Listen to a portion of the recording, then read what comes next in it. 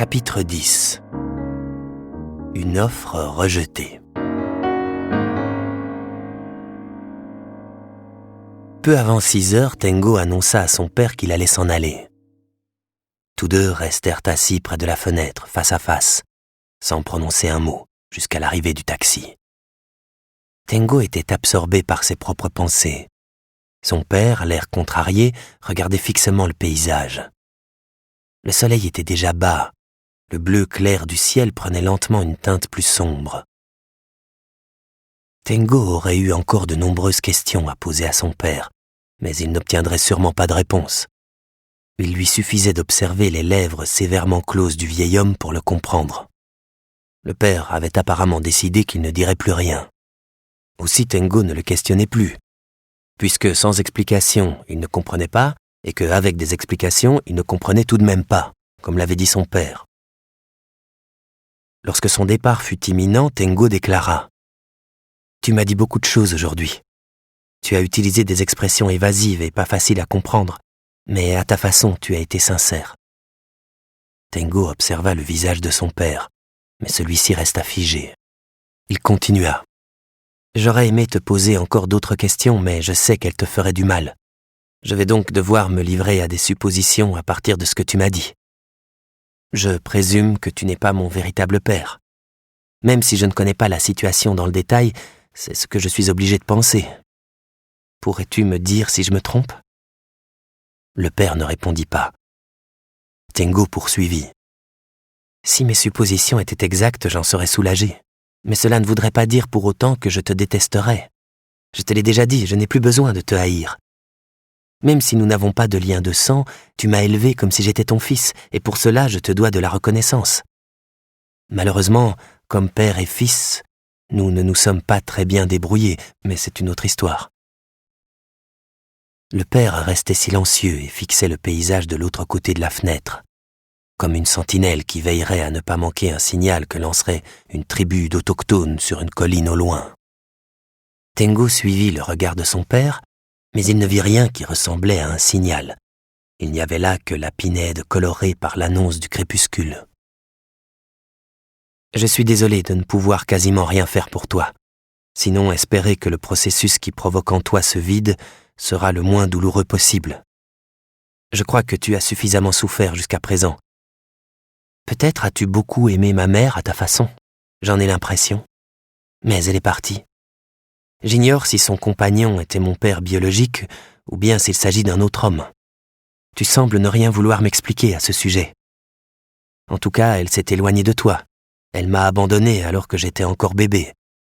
Peut-être t'es-tu occupé de moi et m'as-tu gardé près de toi en escomptant qu'elle te revienne. Mais elle n'est pas revenue. Ni avec toi, ni avec moi. Cela a dû être très dur, comme de vivre dans une ville vide. En tout cas, c'est là que tu m'as élevé, pour combler le vide. » L'expression de son père ne trahissait aucune modification. Tengo ne savait pas s'il comprenait ce qu'il lui disait, ni même s'il l'écoutait vraiment. « Ma supposition est peut-être fausse. Ce serait sans doute mieux, pour toi comme pour moi. Mais quand j'imagine les choses ainsi, toutes sortes d'éléments s'ordonnent. Un certain nombre de doutes s'en trouvent levés pour le moment. » Une troupe de corbeaux traversa le ciel en croissant. Tengo consulta sa montre, il était temps qu'il parte. Il se leva, s'approcha de son père et posa la main sur son épaule. « Au revoir, papa. Je reviendrai bientôt. » Quand Tengo se retourna une dernière fois, la main sur la poignée de la porte, il fut surpris de voir qu'une larme coulait des yeux de son père. Elle brillait comme de l'argent terni sous la lampe fluorescente du plafond. Sans doute son père avait-il rassemblé désespérément ses faibles émotions restantes pour faire jaillir cette larme. Elle glissa lentement le long de sa joue, puis tomba sur son genou. Tengo ouvrit la porte et quitta la chambre. Il rejoignit la gare en taxi et monta dans le train qui arrivait. L'express qu'il prit depuis Tateyama était encore plus bondé qu'à l'aller et très animé. La plupart des voyageurs étaient des familles de retour des bains de mer. Tengo se souvint du temps où il était écolier. Jamais il n'avait connu ce genre de sortie ou de voyage Durant les jours de congé, de la fête des morts ou du Nouvel An, son père restait simplement à la maison, couché, sans rien faire. L'homme faisait alors penser à un appareil un peu encrassé, dont on aurait coupé le courant. Une fois assis à sa place, alors qu'il songeait à poursuivre la lecture de son livre, il s'aperçut qu'il l'avait laissé dans la chambre de son père. Il soupira, mais finit par penser que c'était peut-être mieux après tout. Il ne réussirait de toute façon pas à se concentrer. Et puis, la ville des chats était sûrement mieux dans la chambre de son père qu'à portée de main de Tengo. De l'autre côté de la fenêtre, le paysage défilait à rebours du voyage aller. L'étroite ligne côtière, sombre et déserte, étranglée par les montagnes, se transforma bientôt en une vaste zone industrielle. Malgré l'heure tardive, la plupart des usines continuaient à fonctionner. Dans la noirceur de la nuit, se dressait une forêt de cheminées d'où jaillissaient des flammes rouges, tels des serpents exhibant leurs fines langues. Les phares puissants des énormes poids lourds illuminaient savamment la route. La mer, de l'autre côté, était noire, comme de la poix. Il était presque 10 heures quand il arriva chez lui. La boîte aux lettres était vide. Il ouvrit la porte et son appartement lui parut encore plus désert qu'à l'ordinaire. C'était bien le même vide qu'il avait laissé le matin. Le t-shirt qu'il avait jeté par terre, la machine à traitement de texte débranchée, la chaise pivotante où subsistait le creux de son poids, et sur la table, les bouts de gomme éparpillés. Il but 2 verres d'eau, se déshabilla et se mit au lit. Il s'endormit immédiatement, d'un sommeil profond comme il n'en avait pas connu depuis longtemps. Quand Tengo se réveilla, peu après 8 heures le lendemain matin, il eut le sentiment d'être un homme neuf. Ce fut un réveil agréable. Il sentait la souplesse des muscles de ses bras et de ses jambes prêts à accueillir de saines stimulations. Il ne lui restait aucune fatigue. C'était le genre d'humeur qu'il ressentait, enfant, lorsqu'il ouvrait les nouveaux manuels scolaires au début d'un trimestre. Il n'en comprenait pas encore le contenu, mais il y avait là les prémices d'un nouveau savoir. Il se rendit au cabinet de toilette et se rasa. Il s'essuya le visage avec une serviette, se mit de l'aftershave et se regarda de nouveau dans la glace et s'assura qu'il était bien devenu un homme neuf. Les événements de la veille lui semblaient être arrivés en rêve. Il ne pouvait croire qu'ils s'étaient réellement produits. Même s'ils restaient très vifs, il voyait leurs contours s'estomper et devenir peu à peu irréels. Il avait pris le train, il s'était rendu dans la ville des chats, et il était revenu. Par bonheur, à la différence du héros du livre, il avait pu monter dans le train du retour, et il lui semblait aussi que ce qu'il avait vécu là-bas avait produit en lui un grand changement. Bien entendu, cela ne modifiait en rien sa situation. Il continuait à arpenter à contre-cœur un terrain dangereux, plein de dangers et d'énigmes. Des développements inattendus n'étaient pas à exclure. Impossible de prévoir ce à quoi il risquait d'être exposé. Mais sa réaction à présent était de se dire qu'il pourrait sans doute surmonter tous les périls, quels qu'ils soient. Maintenant, pensait Tengo, je suis enfin sur la ligne d'un nouveau départ. Il ne pouvait certes pas affirmer que tout avait été éclairci, mais les paroles et l'attitude de son père lui permettaient de discerner comme une vérité approximative sur sa propre origine. L'image qui l'avait tourmenté depuis si longtemps, qui l'avait tant troublé, n'avait rien d'une hallucination trompeuse. Il ne savait pas avec précision jusqu'où elle était réelle, mais c'était le seul indice que lui avait laissé sa mère, et, bon ou mauvais, il constituait la base de sa vie. Cette certitude donnait à Tengo le sentiment qu'un lourd fardeau lui avait été ôté des épaules. Maintenant qu'il avait disparu, il comprenait à quel point il lui avait pesé.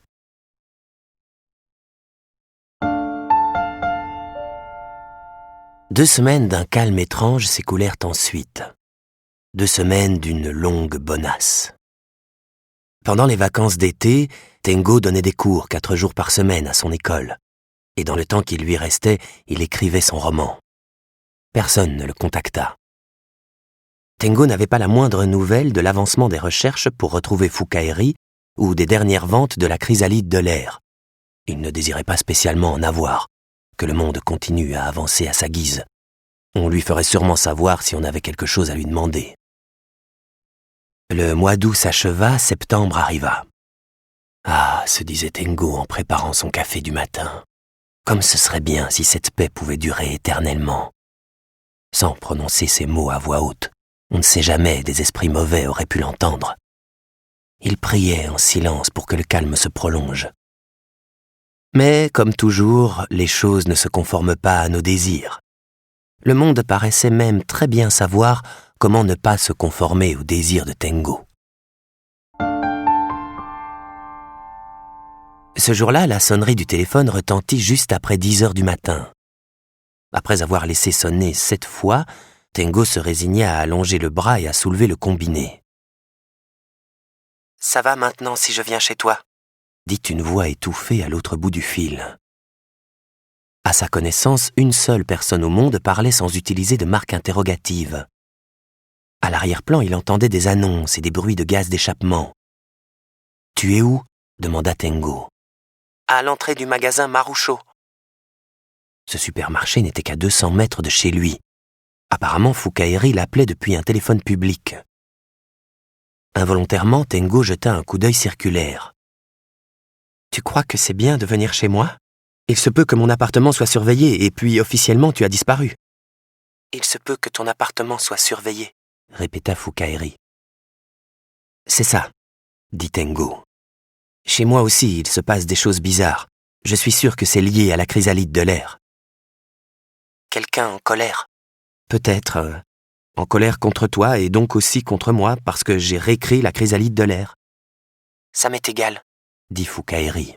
« Ça t'est égal ?» dit Tengo en reprenant ses mots. C'était sûrement une habitude contagieuse. « Qu'est-ce qui t'est égal exactement ? » ?»« Si ton appartement est surveillé. » Les mots lui manquèrent un instant.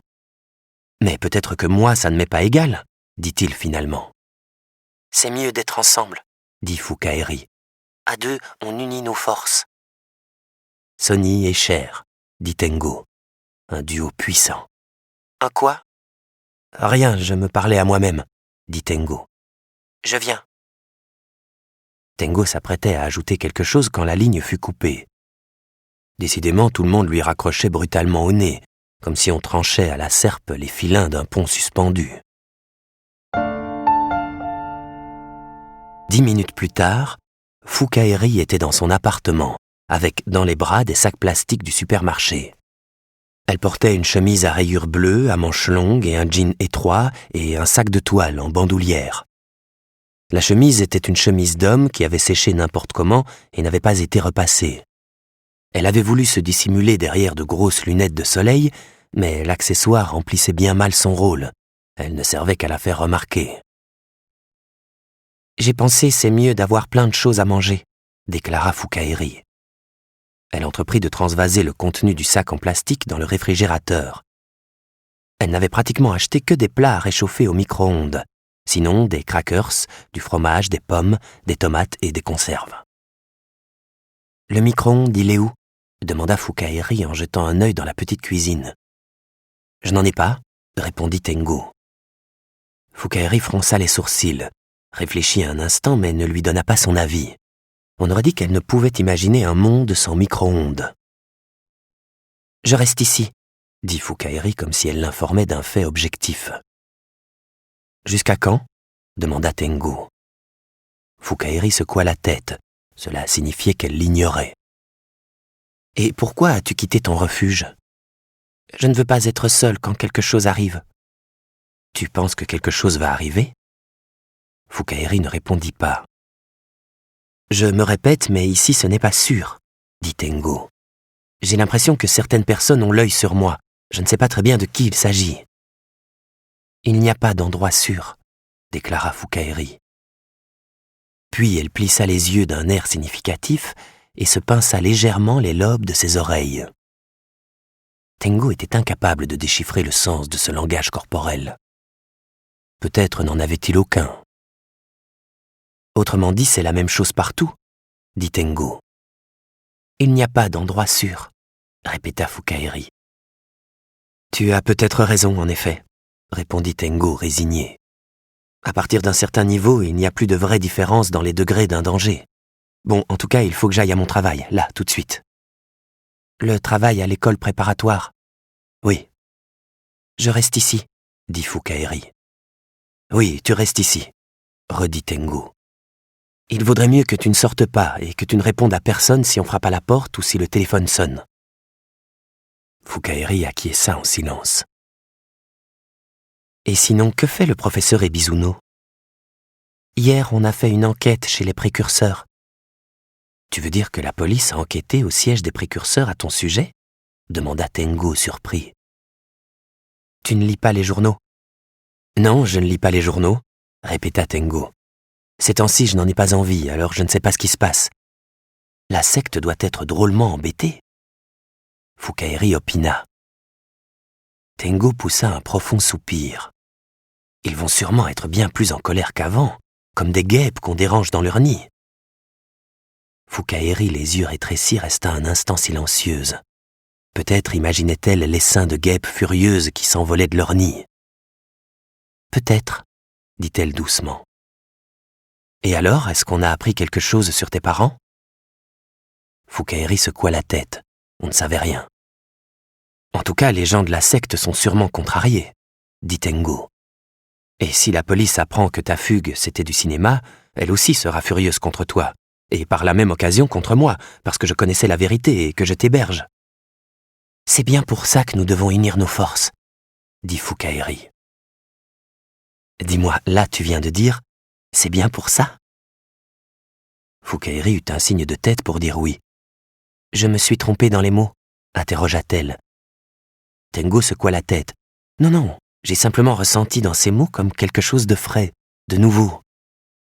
Si je dérange, je vais ailleurs, dit Fukaeri. Ça va, tu peux rester, répondit Tengo avec résignation. Tu n'as nulle part où aller, je suppose.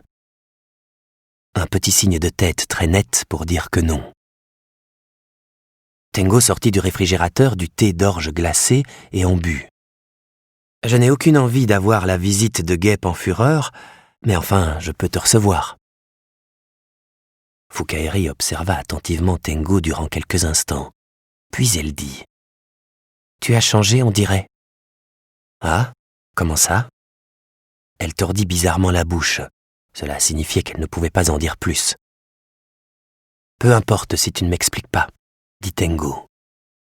Si tu as besoin qu'on t'explique pour comprendre, cela veut dire qu'aucune explication ne pourra jamais te faire comprendre.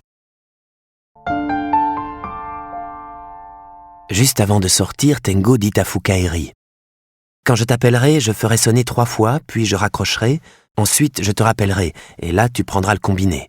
Tu as compris? J'ai compris, répondit Fukaeri. Elle répéta. 3 sonneries et puis ça coupe. Ensuite tu rappelles, je prends le téléphone. On aurait dit qu'elle lisait et traduisait à haute voix une inscription sur une stèle antique. C'est très important, alors n'oublie pas, dit Tengo. Fukaeri eut 2 hochements de tête.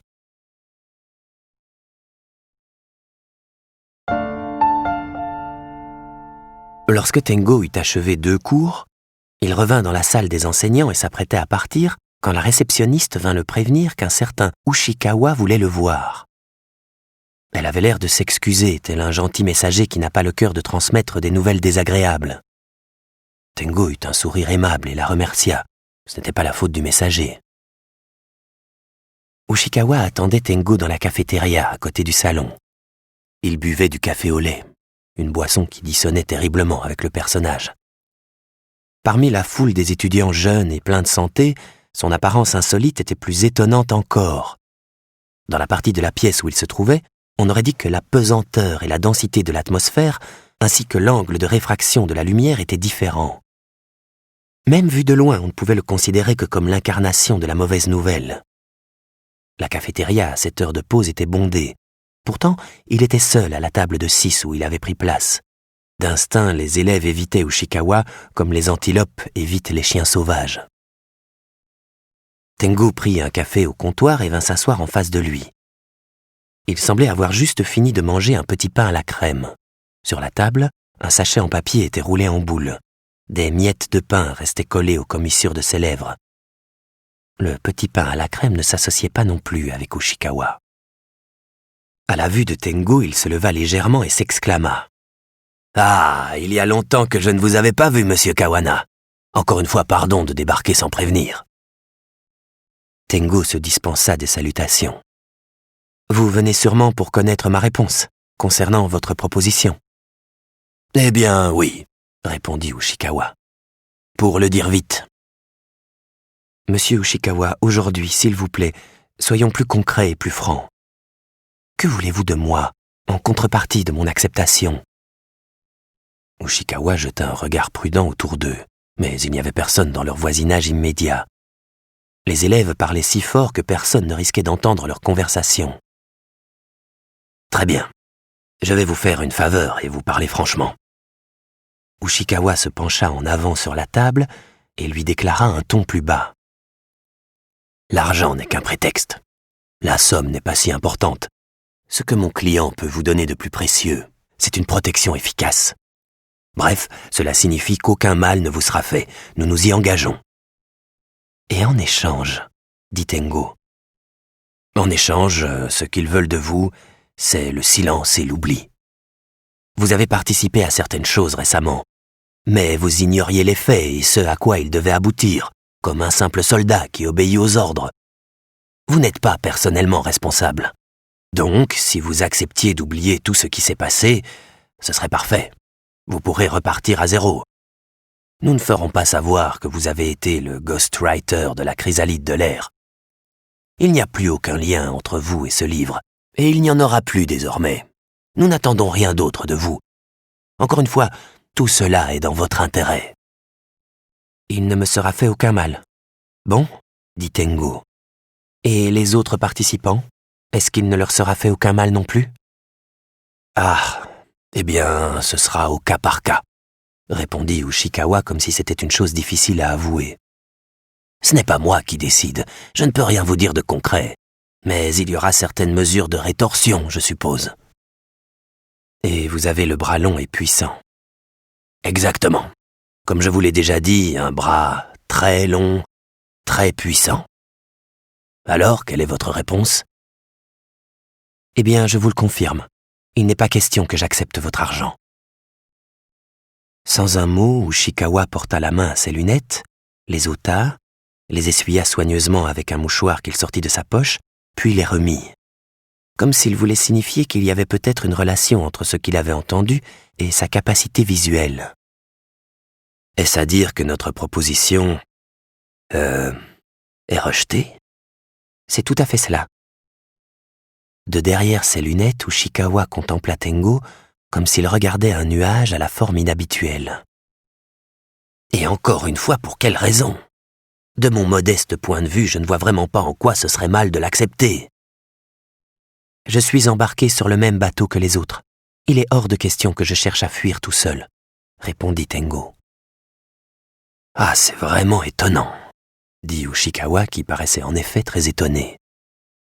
Je ne vous comprends pas. Voyons, permettez-moi de vous dire que les autres n'ont aucune considération pour vous. Parole! On se sert de vous et vous recevez des clopinettes, mais les conséquences que vous subirez seront sérieuses. C'est normal que vous vous disiez « ça va pas la tête, vous fichez pas de moi ». Je vous assure, si j'étais vous, je serais fumasse. Au lieu de ça, vous continuez à couvrir les autres. C'est vous-même qui avez dit « pas question de quitter le navire ». Quel navire? Je ne comprends pas. Pourquoi à la fin? La première raison concerne une femme qui s'appelle Kyoko Yasuda. Ushikawa reprit son gobelet de café au lait refroidi et en but quelques gorgées. Il répéta « Kyoko Yasuda ?» Vous savez quelque chose sur Kyoko Yasuda, dit Tengo. Ushikawa resta un instant la bouche à demi ouverte comme s'il ne comprenait pas de quoi Tengo parlait. Non, en toute franchise, je ne sais strictement rien sur une femme de ce nom. Je vous jure que c'est vrai. De qui s'agit-il? Tengo l'observa un moment en silence, mais il ne put rien lire sur son visage. Une de mes connaissances. Ah, et si ça se trouve, une connaissance intime? Tengo ne répondit pas. J'aimerais savoir si vous lui avez fait quelque chose. On lui aurait fait quelque chose? Mais non, on ne lui a rien fait du tout, répondit Ushikawa. C'est pas des mensonges. Écoutez, comme je viens de vous le dire, j'ignore tout de cette personne et je ne pourrais rien faire à quelqu'un que je ne connais pas. Mais vous m'avez bien dit que vous aviez engagé un fabuleux détective et qu'il avait enquêté précisément sur moi. Vous avez découvert que j'avais remanié le texte d'Eriko Fukada. Vous savez beaucoup de choses sur ma vie privée. Je suppose donc que ce détective est au courant de mes relations avec Kyoko Yasuda. Oui, bon, il est certain que nous avons engagé un excellent détective. Il a fouillé partout. Il n'est donc pas impossible qu'il ait saisi les liens qui existeraient entre vous et cette Madame Yasuda. Mais en admettant qu'il ait obtenu cette information, elle n'est pas arrivée jusqu'à moi. J'ai eu une liaison avec cette femme, Kyoko Yasuda, dit Tengo. Je la rencontrais une fois par semaine, secrètement, car elle est mariée.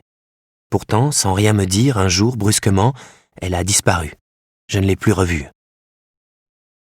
Avec le mouchoir qui avait servi pour nettoyer ses lunettes, Ushikawa essuya quelques gouttes de sueur au bout de son nez. Et alors, monsieur Kawana, vous pensez que nous sommes mêlés d'une manière ou d'une autre au fait que cette femme mariée est disparue, c'est bien cela. Peut-être avez-vous averti son mari qu'elle et moi nous nous rencontrions. Ushikawa arrondit la bouche en cul-de-poule en signe de perplexité. Pourquoi diable aurions-nous fait une chose pareille? Tengo serra avec force ses mains posées sur ses genoux. Quand vous m'avez téléphoné l'autre fois, c'était plutôt inquiétant ce que vous m'avez dit. Et qu'est-ce que je vous avais donc dit? Que lorsqu'on prend de l'âge, la vie n'est plus qu'un long processus de déperdition. Les choses importantes, les unes après les autres, vous glissent des mains et s'échappent, comme un peigne qui perd ses dents. Les gens que vous aimez, les uns après les autres, disparaissent. Ce genre de choses, vous vous souvenez? Eh bien, oui, je me souviens. Il est vrai que je vous ai tenu ce genre de propos, mais voyons, monsieur Kawana, ce n'était que des considérations générales, rien de plus. Je ne faisais qu'exposer mes opinions personnelles, bien maladroites, pour dire combien il est pénible et difficile de vieillir. En aucun cas je ne faisais d'allusion concrète à cette Madame Yasuda, je ne sais quoi. Pourtant j'y ai entendu comme une sorte d'avertissement. Ushikawa secoua la tête à plusieurs reprises. Pas le moins du monde, voyons. Il n'y avait aucun avertissement, c'était de simples vues personnelles. Je vous jure qu'en vérité je ne sais rien sur Madame Yasuda. Cette personne a donc disparu? Tengo poursuivit. Et puis vous m'avez dit autre chose. Que si je ne vous écoutais pas, cela risquait d'avoir une influence indésirable sur les gens de mon entourage. Ah oui, c'est vrai, ça je l'ai bien dit. Et ce ne serait pas un avertissement? Ushikawa remit son mouchoir dans la poche de sa veste et soupira. Oui, bon, on peut entendre ces mots en effet comme un avertissement, mais je vous assure, c'était de simples généralités. Écoutez, monsieur Kawana, j'ignore tout de cette femme, cette Madame Yasuda. Même ce nom, je ne l'ai jamais entendu. Je vous le jure sur tous les dieux. Tengo l'observa encore une fois. Il était possible qu'il ignore tout de Kyoko Yasuda. L'embarras qu'il lisait sur son visage semblait sincère. Mais si même cet homme ne savait rien, cela ne signifiait pas pour autant qu'il ne lui ait rien fait. Il n'était pas impossible qu'il n'en ait rien dit à Ushikawa. Monsieur Kawana, je me mêle peut-être de ce qui ne me regarde pas, mais c'est dangereux, non, d'avoir des relations avec la femme d'un autre. Vous êtes un homme jeune, un célibataire plein de vitalité. Au lieu de vous aventurer sur un terrain aussi périlleux, pourquoi ne pas vous tourner plutôt vers une jeune fille? Alors qu'il prononçait ces paroles, sa langue léchait et récupérait avec dextérité les miettes de pain restées au coin de sa bouche. Tengo l'observa en silence. Ushikawa reprit. Bien entendu, les relations entre hommes et femmes n'obéissent pas uniquement à la logique. Et dans le système de la monogamie, il y a aussi de nombreuses contradictions. Mais si je me permets de vous donner un conseil, du moment que cette femme n'est plus réapparue chez vous, ne serait-il pas préférable que vous laissiez les choses en l'état? Ce que je veux vous dire, voyez-vous, c'est que rester dans l'ignorance, dans ce monde, ça a du bon. Cela vaut, je crois, pour ce qui concerne votre mère, par exemple. Connaître la vérité vous blesserait. Dès que vous sauriez la vérité, inévitablement vous vous sentiriez responsable. Tengo grimaça et retint son souffle. Vous savez quelque chose au sujet de ma mère? Ushikawa se lécha légèrement les lèvres. Eh bien, disons que je suis au courant jusqu'à un certain point. Sur cette question, notre détective a méticuleusement enquêté. Et si vous le désiriez, je serai en mesure de vous transmettre les informations telles que je les ai eues. À ce que j'ai compris, vous avez grandi en ignorant tout de votre mère. Mais voilà, ces informations risquent de ne pas être très réjouissantes. « Monsieur Ushikawa, » dit Tengu. Il repoussa sa chaise en arrière et se leva. « Veuillez vous retirer sur le champ. Je ne veux plus vous parler. J'espère ne plus vous revoir à l'avenir. Et même si je devais en subir je ne sais quel préjudice, je préférerais ça plutôt que d'avoir affaire à vous. Je n'ai pas besoin de votre subvention.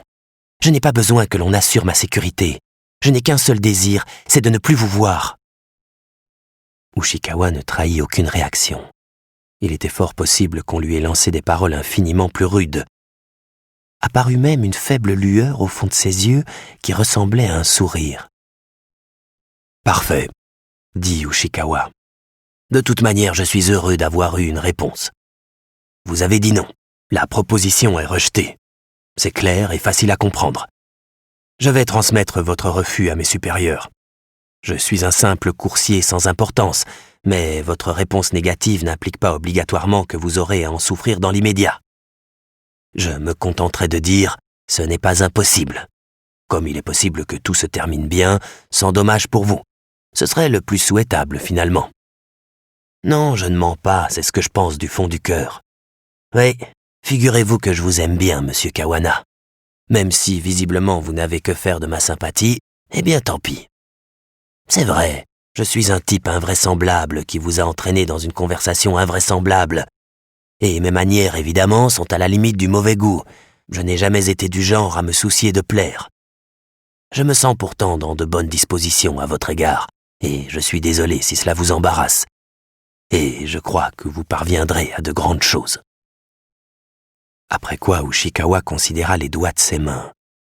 Des petits doigts boudinés, il les tourna et retourna plusieurs fois, puis il se leva. « Je vais donc y aller. C'est probablement la dernière fois que je me présente devant vous.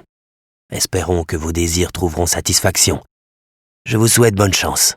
Au revoir. » Ushikawa prit son sac en cuir usé qui était posé sur la chaise voisine et disparut dans la cafétéria bondée. Les élèves, filles ou garçons qu'il croisait sur son chemin, s'écartaient instinctivement, comme des petits villageois face à un voleur d'enfants menaçant. Tengo appela chez lui depuis le téléphone public qui se trouvait dans le hall de l'école. Il avait l'intention de laisser sonner 3 fois puis de couper, mais à la 2e sonnerie, Fukaeri répondit. « On avait décidé qu'il fallait laisser sonner 3 fois, puis recommencer, » dit Tengo d'une voix faible. « J'ai oublié, » répondit Fukaeri d'un ton indifférent. « Je t'avais bien dit de ne pas oublier. »« On refait, » interrogea Fukaeri. « Non, ce n'est pas la peine maintenant que tu as répondu. Pendant mon absence, est-ce qu'il est arrivé quelque chose de bizarre ? » « Pas de téléphone. Personne n'est venu. »« Très bien. J'ai terminé mon travail et je vais rentrer maintenant. » « Juste avant, un grand corbeau est venu crier à la fenêtre, » dit Fukaeri. « Oui, vers le soir, ce corbeau fait toujours comme ça. Ne t'inquiète pas, c'est une sorte de visite de courtoisie. Je pense que je serai rentré avant 7 heures. »« C'est mieux, vite. »« Pourquoi ?» demanda Tengu. « Les Little People hurlent. »« Les Little People hurlent ?» fit Tengu en répétant ces mots.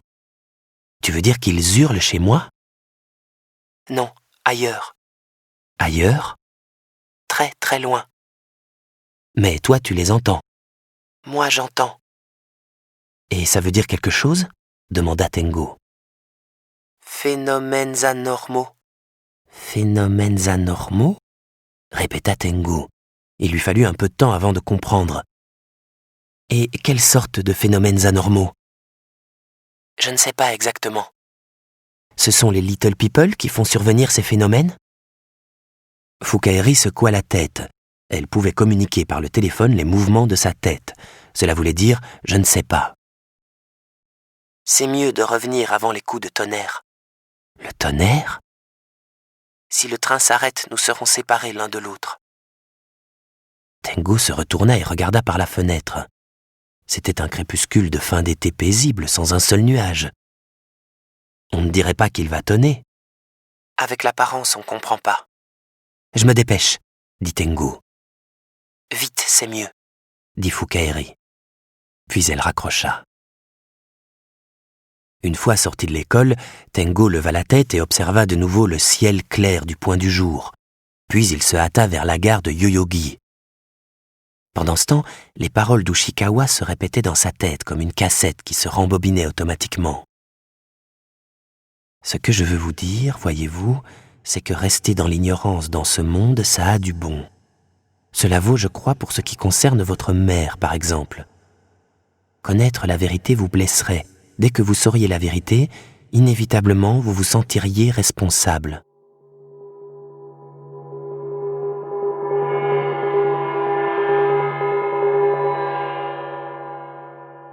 Et quelque part, les Little People hurlaient. Sans doute avait-il un lien avec les phénomènes anormaux qui allaient advenir. Le ciel est maintenant clair et beau, mais les choses ne se comprennent pas avec la seule apparence. Il est possible que gronde le tonnerre, que tombe la pluie, que les trains s'arrêtent. Il faut que je rentre chez moi très vite. La voix de Fukaeri était étrangement convaincante. Nous devons unir nos forces, avait-elle dit. Un long bras allait s'allonger vers nous. Nous devons unir nos forces et nous serons le duo le plus puissant du monde. The beat goes on.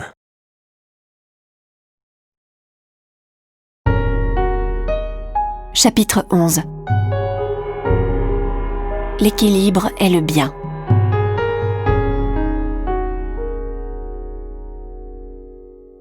Aomame déroula sur le tapis le petit matelas bleu en mousse qu'elle avait apporté. Puis elle demanda à l'homme d'enlever son haut. Il descendit du lit et ôta sa chemise. Ainsi dénudé, il paraissait encore plus grand. Son torse était large, sans la moindre graisse, et très musclé. À première vue, il semblait en pleine santé.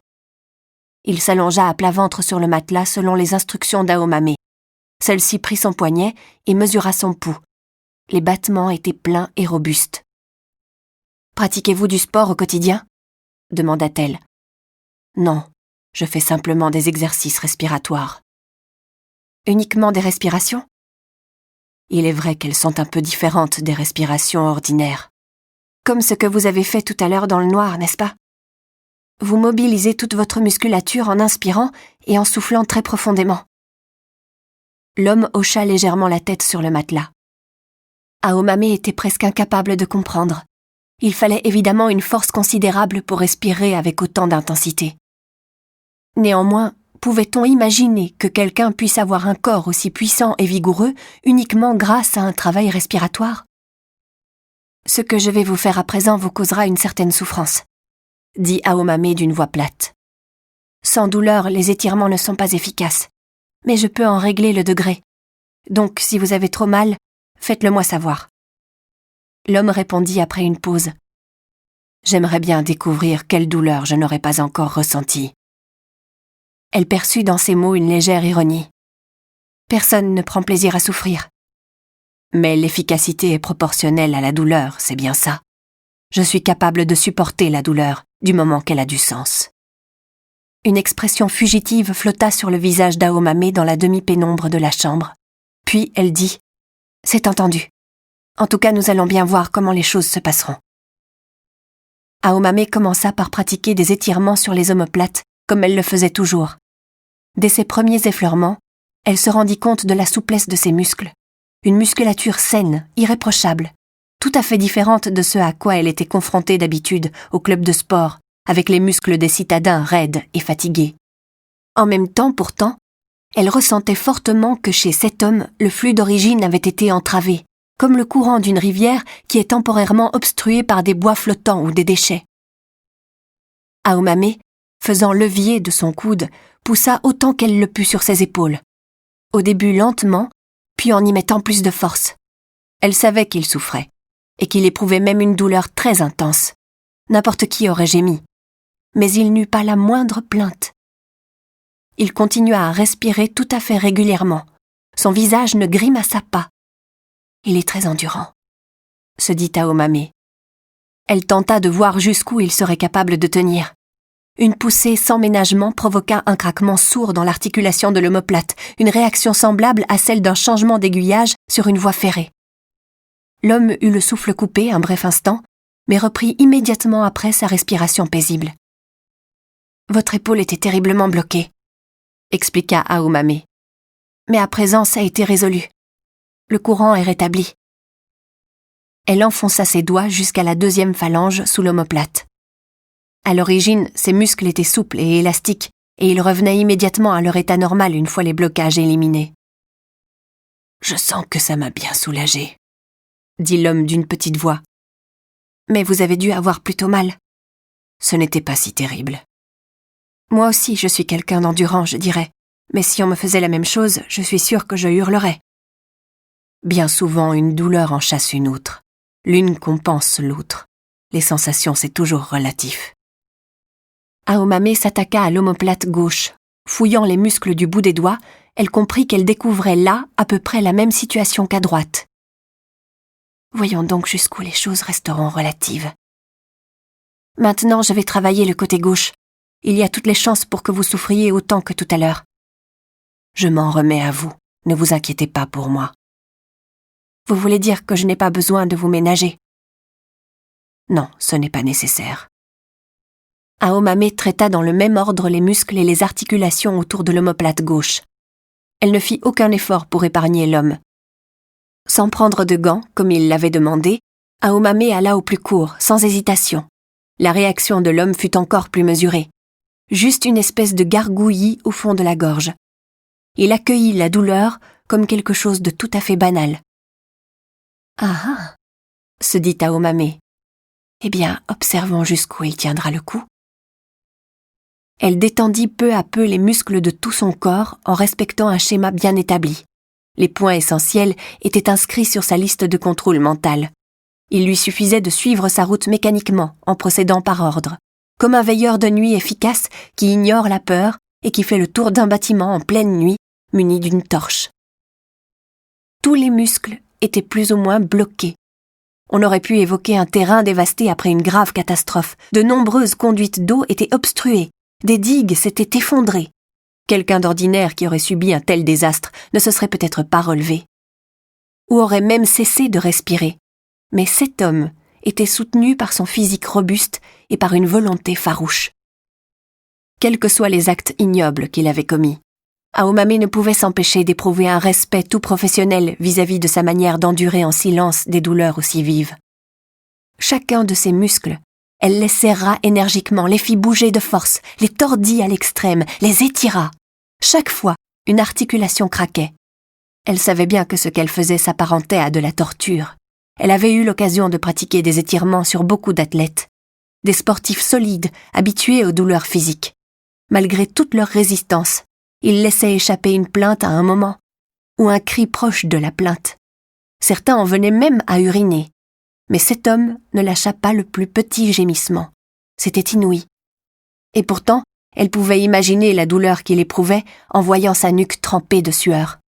Elle-même commençait à transpirer légèrement. Il lui fallut près de 30 minutes pour détendre les muscles du dos. Lorsque ce fut terminé, Ahomame fit une pause et s'essuya le front avec une serviette. « Comme c'est étrange, » se dit-elle. « Je suis venue ici dans l'intention de tuer cet homme. Mon pic a glacé dans mon sac. Il me suffirait d'appuyer l'extrémité de l'aiguille au bon endroit de sa nuque, de donner un coup sur la poignée, et tout serait terminé. Il perdrait la vie en un éclair sans même se rendre compte de ce qui lui arrivait. Expédié dans un autre monde, et par là même son corps serait délivré de toutes ses souffrances. Pourtant, je fais mon possible et j'utilise toutes mes forces pour atténuer, ne serait-ce que faiblement, les douleurs qu'il éprouve dans notre monde. Sûrement est-ce parce que c'est la tâche qu'il m'a été donnée d'accomplir, songea Ahomame. Si j'ai un travail à exécuter, je ne peux faire autrement que de m'y vouer à fond. C'est ainsi que je suis faite. Si ma mission est de normaliser des muscles qui ont des problèmes, je m'y consacre complètement. S'il faut que j'assassine un individu et que j'estime qu'il y a à cela des raisons justes, je m'y donne totalement. Évidemment, je ne peux pas mener ces deux actions de pair car leurs objectifs divergent. Chacune d'elles exige une méthode exclusive. Aussi ne puis-je effectuer qu'une tâche à la fois. Là, maintenant, j'essaye de rétablir un minimum de normalité dans les muscles de cet homme. Je me concentre là-dessus. Je mobilise pour cela toute mon énergie. Pour ce qui viendra après, il sera temps d'y repenser quand j'aurai terminé ce que je fais maintenant. Et en même temps, Aomame ne pouvait pas réprimer sa curiosité. La maladie chronique, pas ordinaire, dont souffrait cet homme, sa musculature à l'origine saine et admirable de ce fait lourdement entravée, sa formidable constitution et sa volonté de fer qui lui permettait de supporter des douleurs atroces en contrepartie de la grâce, comme il le disait lui-même, tout cela excitait sa curiosité. Aomame voulait constater de ses propres yeux ce qu'elle était capable de faire pour lui et comment le corps de cet homme réagirait à son traitement. C'était une curiosité professionnelle, mais également personnelle. D'ailleurs, si je le tuais maintenant, je devrais m'en aller immédiatement après. Les 2 hommes de la pièce voisine risqueraient de trouver bizarre que j'achève mon travail aussi vite. Ils auraient des soupçons. Elle avait bien dit au préalable qu'il lui faudrait au minimum 1 heure. J'ai terminé la moitié. Je vais à présent m'attaquer à l'autre. Voudriez-vous vous mettre sur le dos ? Demanda Aomame. Tel un grand animal aquatique échoué, il se retourna lentement. Mes douleurs se sont réellement atténuées, dit l'homme après avoir largement expiré. Aucun des traitements que j'ai suivis jusqu'à présent n'avait été aussi efficace.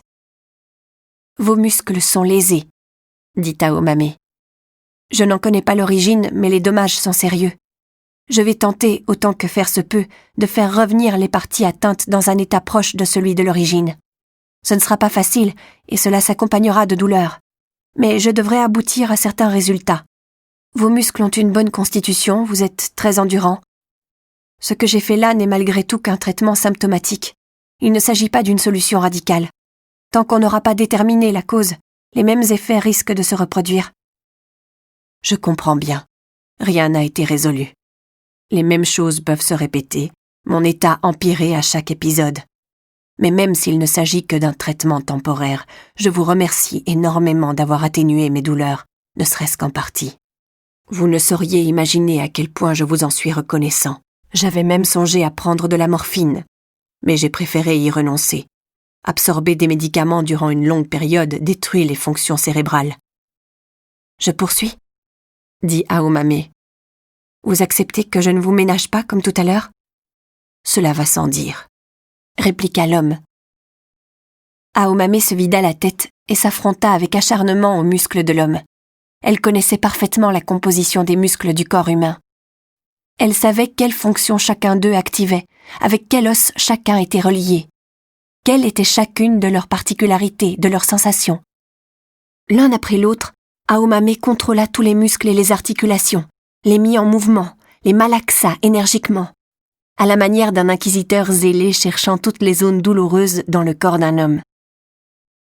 Après 30 minutes de ce traitement, ils étaient l'un et l'autre couverts de sueur, à bout de souffle, tels des amants à l'issue d'un échange sexuel fiévreux et intense, à la limite du miracle. L'homme resta silencieux un moment, et Aomame ne prononça pas un mot de son côté.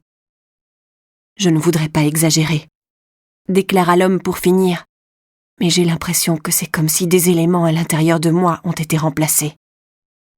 Cette nuit, il est possible qu'il y ait un contre-coup, que les muscles se crispent violemment comme pour hurler. Mais que cela ne vous inquiète pas, demain matin, tout devrait être revenu à la normale. » S'il y a un lendemain matin, songea Aomame. L'homme s'assit en tailleur sur le matelas de yoga et effectua plusieurs respirations profondes comme pour tester sa condition. « Vous semblez vraiment posséder un talent spécial, » dit-il enfin. « Ce que je fais, » répondit Aomame en s'essuyant le visage, « c'est purement pratique. J'ai étudié à l'université tout ce qui concerne la composition des muscles et leurs fonctions. Puis j'ai renforcé ce savoir par la pratique. J'ai affiné mes techniques et j'ai ainsi inventé mon propre système. Je m'en tiens uniquement à ce que je constate et qui a du sens pour moi. De mon point de vue, en règle générale, la vérité est discernable, elle est vérifiable. Bien entendu, elle s'accompagne d'une certaine souffrance. » L'homme ouvrit les yeux et observa Aomame avec un profond intérêt. « C'est ce que vous pensez ? » ?»« À propos de quoi ? » demanda Aomame.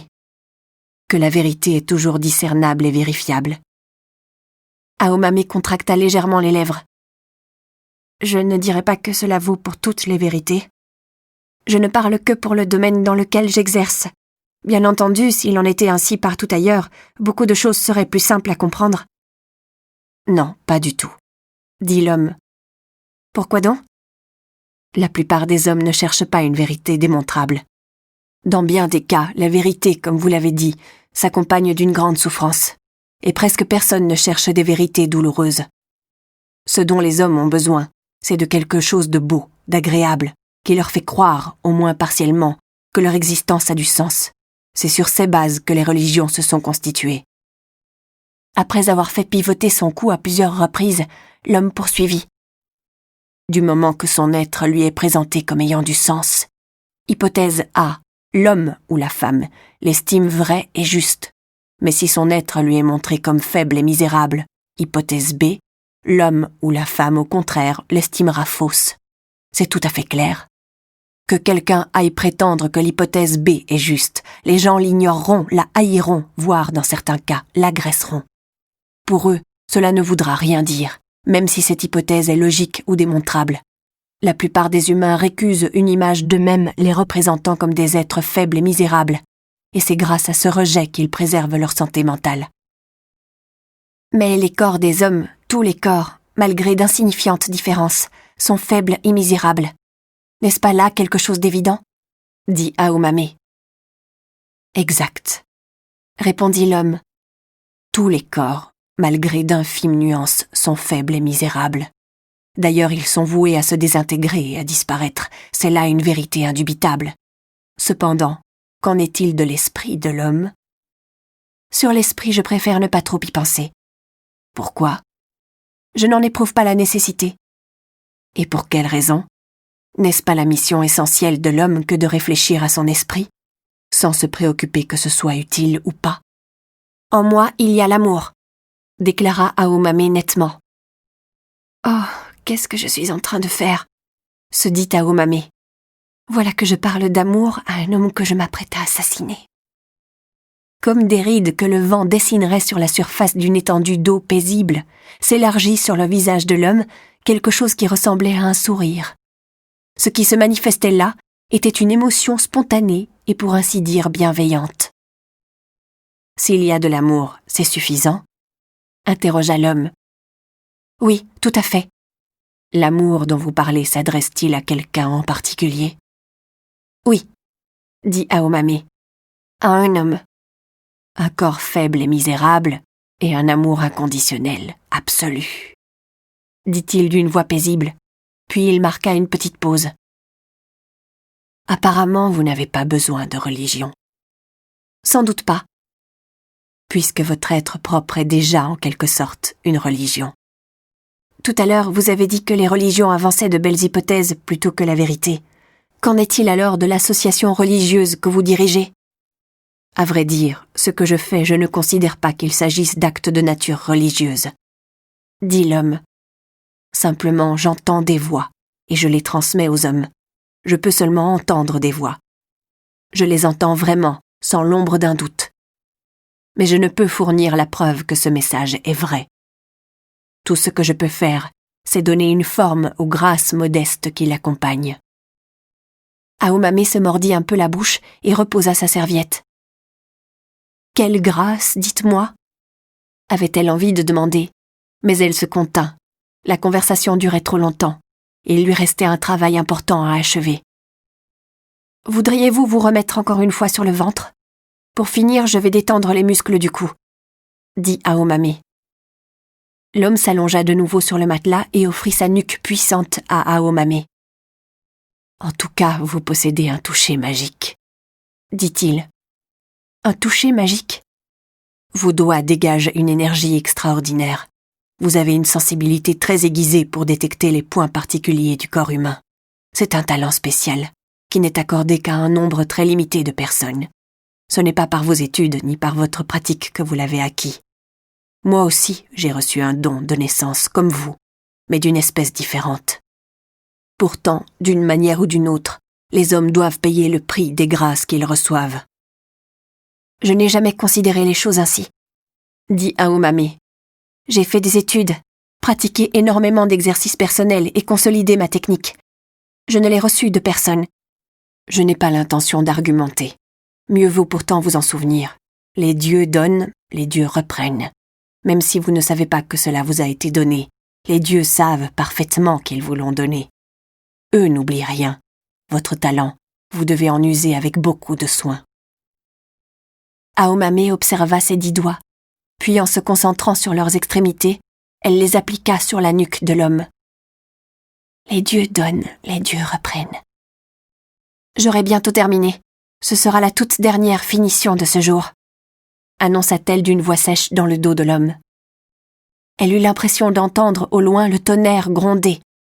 Elle se tourna vers la fenêtre, mais ne vit que le ciel obscur. Immédiatement, elle perçut de nouveau le même bruit, qui résonna à vide dans la chambre silencieuse. « Maintenant, il va pleuvoir », déclara l'homme d'une voix dépourvue d'émotion. Les mains posées sur la nuque puissante de l'homme, Aomame cherchait un point précis. Pour cela, il fallait que son énergie soit singulièrement concentrée. Elle ferma les yeux, bloqua sa respiration, mobilisa son attention sur la circulation de son sang. Ses doigts lui transmettaient des informations précises sur la température du corps et l'élasticité de la peau. Il n'y avait qu'un point, un seul, minuscule, facile à déceler sur certaines personnes, plus difficile sur d'autres. Cet homme, qu'on appelait leader, visiblement, faisait partie de la seconde catégorie. C'était aussi délicat que de chercher à tâtons une pièce de monnaie dans le noir sans faire de bruit. Néanmoins, Aomame finit par le trouver. Elle posa l'extrémité du doigt dessus et grava dans sa tête sa sensation tactile et la position exacte. Comme si elle inscrivait un signe sur un plan. Elle possédait cette compétence unique. « Pouvez-vous rester ainsi ?» demanda Aomame à l'homme. Puis elle allongea la main vers son sac et en sortit l'écrin en fermant le petit pic à glace. « Il reste un dernier blocage dans la nuque, » dit-elle d'une voix calme.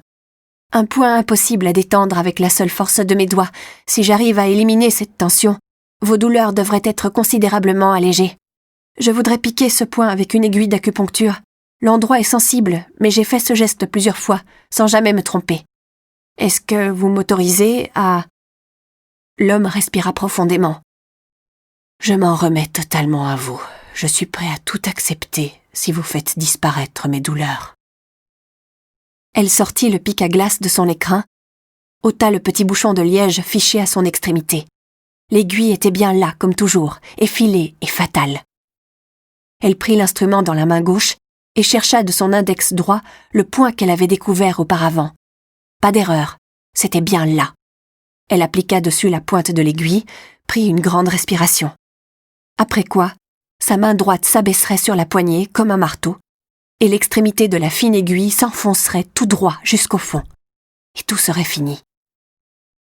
Mais quelque chose l'en empêcha. Le poing droit d'Aomame suspendu en l'air, une raison inconnue lui interdisait de s'abaisser. « Après, tout sera fini », se disait Aomame. « Un simple petit coup et j'expédie cet homme de l'autre côté. Et puis, je sortirai de cette chambre, l'air indifférent, et après, je changerai de visage et de nom. Je deviendrai une autre. Je peux le faire. Non, je n'ai pas peur, ni mauvaise conscience. Cet homme mérite la mort indiscutablement. Il a commis des actes abominables. » Mais elle n'y arrivait pas. Des doutes indéfinissables mais insistants rendaient sa main droite indécise. « Tu ne devrais pas laisser les choses se faire aussi simplement, » lui soufflait son instinct. Il y avait là quelque chose qui n'était pas logique. Elle le comprenait. Quelque chose de bizarre, de pas naturel. Des forces diverses se bousculaient et s'affrontaient en elle. Dans la pénombre à peine éclairée, elle grimaça violemment. « Eh bien ?» L'homme prit la parole. « J'attends votre dernière finition. » À ces paroles, Aomame comprit enfin la raison de son hésitation. L'homme savait ce qu'elle allait lui faire. « Inutile de tergiverser, » dit-il d'une voix paisible. « C'est bien comme ça. Ce que vous désirez, c'est exactement ce que je désire aussi. » Le tonnerre gronda de nouveau, mais on ne voyait pas d'éclairs. Il y avait juste des grondements, comme une canonnade au loin. Une bataille lointaine. L'homme poursuivit. Ainsi, le traitement sera parfait. Vous m'avez prodigué des étirements avec un soin extrême. Je rends un hommage sincère à votre talent. Mais comme vous l'avez dit vous-même, il ne s'agit que d'un traitement symptomatique. Mes souffrances ne pourront être abolies que lorsqu'on m'aura ôté la vie une fois pour toutes. Il faut juste aller au sous-sol et couper le courant. Vous pouvez faire cela pour moi. Aomame tenait toujours l'aiguille dans la main gauche, son extrémité sur le point spécial de la nuque, et en même temps gardait la main droite en l'air. Elle ne pouvait ni aller de l'avant, ni revenir en arrière. « Si je veux vous empêcher de faire ce que vous avez l'intention d'accomplir, j'en ai le pouvoir. C'est facile. » dit l'homme. « Allez-y, abaissez votre main. » Aomame voulut s'exécuter, mais sa main était figée en l'air, comme celle d'une statue de pierre. Même si je ne souhaitais pas le posséder, j'ai ce genre de pouvoir. Mais ça suffit maintenant. Allez-y, bougez votre main. Vous êtes de nouveau en état de disposer de ma vie. Aomame sentit que sa liberté de mouvement lui était revenue. Elle serra la main, puis la rouvrit, sans éprouver de gêne particulière. Elle avait dû subir une sorte d'hypnose, assurément provoquée par une énergie puissante. Cette force particulière m'a été octroyée. En contrepartie, ils ont réclamé beaucoup de moi. Leurs désirs sont devenus les miens, des désirs violents à l'extrême auxquels j'ai été incapable de m'opposer. « Ils » dit Aomame. « Vous voulez dire les Little People ?»« Ah, vous savez ça. Très bien. L'histoire ira plus vite. » Je connais juste leur nom, mais j'ignore ce qu'ils sont. Il n'y a personne, nulle part, qui sache exactement ce que sont les Little People, dit l'homme. Tout ce qu'on sait d'eux, c'est qu'ils existent. Avez-vous lu Le Rameau d'or de James Fraser? Non. Un livre très intéressant, qui nous apprend toutes sortes de choses. À une époque très ancienne, dans différentes régions du monde, il était prescrit de mettre à mort le roi à l'issue de son mandat qui durait entre 10 et 12 années. Une fois le temps venu, il fallait le tuer. C'était un geste nécessaire à la communauté, et le roi lui-même l'acceptait. La mise à mort devait être cruelle et sanglante. C'était pour lui un grand honneur. Pourquoi le régicide était-il nécessaire? Parce que, alors, comme représentant de son peuple, le roi avait le don d'entendre les voix. Ces hommes faisaient fonction de circuit qui assurait la liaison entre eux et nous. Après une période déterminée, la communauté ne pouvait échapper à l'obligation de mettre à mort ceux qui entendaient les voix. Il fallait agir ainsi afin de préserver un juste équilibre entre les forces que dégageaient les Little People et la conscience des hommes sur Terre. Gouverner dans le monde antique était synonyme d'entendre les voix des dieux. Bien entendu, ce genre de système a été aboli à un certain moment. Les rois n'ont plus été mis à mort, et le trône est devenu quelque chose de profane et d'héréditaire. Et alors, les hommes ont cessé d'entendre les voix. Aomame écoutait tout cela, tandis que, inconsciemment, elle ouvrait et refermait sa main droite suspendue en l'air. L'homme poursuivit. Ils ont eu toutes sortes d'appellations, et dans de nombreux cas, ils n'ont pas eu de nom du tout. Ils étaient simplement là. Cette appellation de Little People n'est en somme qu'une commodité. Lorsque ma fille était encore très jeune, elle les appelait les petits hommes. C'est elle qui les a amenés. Et moi, j'ai changé ce nom en Little People. C'était plus facile à prononcer. Et ensuite, vous êtes devenu roi. L'homme inspira profondément par le nez et garda un certain temps l'air dans ses poumons. Puis il souffla très lentement. Non, pas un roi. Je suis devenu celui qui entend les voix. Et maintenant, vous désirez être mis à mort sauvagement? Non, un meurtre sanglant n'est pas indispensable. Nous sommes à présent en 1984, nous sommes ici en plein cœur d'une métropole. Il n'est pas obligatoire de perpétrer un meurtre violent. Il serait suffisant que vous m'ôtiez simplement la vie. Aomame secoua la tête, relâcha les muscles. L'extrémité de l'aiguille était toujours posée sur le point spécial de la nuque de l'homme, mais elle n'éprouvait plus le moindre désir de le tuer. Aomame dit « Vous avez violé plusieurs fillettes, des enfants qui parfois n'avaient même pas 10 ans. » C'est exact, dit l'homme. Selon le bon sens, il n'y a pas de raison de voir les choses autrement. Au vu de la loi, je suis un criminel. J'ai eu des relations sexuelles avec des fillettes qui n'étaient pas encore pubères. même si ce n'était pas ce que je désirais. Aomame se contenta de soupirer profondément. Comment pourrait-elle apaiser les violents courants émotionnels qui se succédaient en elle? Elle l'ignorait. Son visage était contracté, et c'était comme si sa main droite et sa main gauche voulaient agir différemment. « J'aimerais que vous m'ôtiez la vie, » dit l'homme. « Il est préférable que je ne vive plus en ce monde, pour différentes raisons. Je suis un être qu'il faut éliminer afin que l'équilibre du monde soit conservé. » « Que se passera-t-il si je vous tue ? » Les Little People auront perdu celui qui entend les voix. Je n'ai pas encore de successeur. « Vous imaginez-vous que je vais croire des choses pareilles ?» dit Aomame comme si elle éructait. « Ça vous arrange, tous ces raisonnements, alors que vous n'êtes qu'un pervers qui cherche à justifier ses actes ignobles. Les Little People ou je ne sais trop quoi, ça n'existe pas. Pas plus que les voix des dieux ou les grâces. Vous n'êtes sans doute qu'un vulgaire escroc qui se prétend prophète ou chef religieux. Comme il y en a des tas dans le monde. »« Vous voyez la pendule ?» dit l'homme sans relever la tête. « Sur la commode, à droite. » Aomame regarda dans cette direction. Il y avait là une commode aux formes arrondies qui devait lui arriver à mi-corps, sur laquelle était posée une pendule en marbre. Elle semblait très lourde. « Regardez-la, sans la quitter des yeux. » Elle fit ce qu'il lui demandait, et la tête relevée, elle garda les yeux fixés sur la pendule.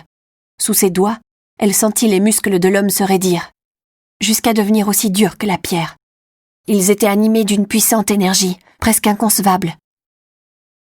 Comme pour répondre à cet appel, la pendule s'éloigna peu à peu de la commode et parut flotter en l'air. Elle se souleva d'environ 5 centimètres, avec de légers tremblements, comme si elle hésitait. Puis affermit sa position et resta là, à flotter 10 bonnes secondes. Après quoi les muscles perdirent de leur force et la pendule retomba sur la commode avec un bruit sourd, comme si elle se souvenait brusquement de la pesanteur qui régnait sur terre. L'homme poussa un énorme soupir d'épuisement. « Rien que pour accomplir cette petite chose, il faut une énergie considérable, » déclara-t-il après avoir expiré tout l'air qu'il avait en lui.